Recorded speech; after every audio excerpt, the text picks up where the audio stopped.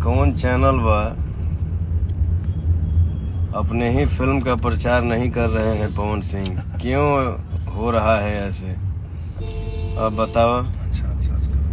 इनका ठेकेदारी एगो अलग ही बा। ठीक है, बढ़िया है।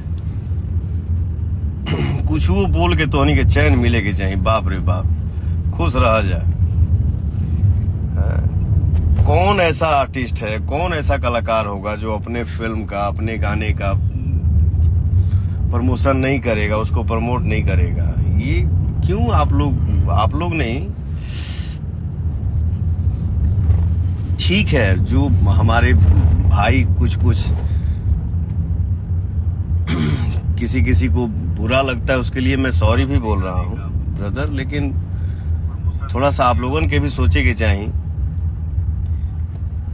आप लोगों ने ही न समय दिया है। आदमी एक्टिंग कर रहा है, सिंगिंग कर रहा है, इवेंट करता है, आदमी एल्बम गाता है, उसका वीडियो शूट करता है, फिल्म का शूट करना होता है, उसका डबिंग करना होता है, उसका गाना गाना होता है। तो एक ही आदमिया, बाप रे बाप, हालत खराब हो जाता है भाई।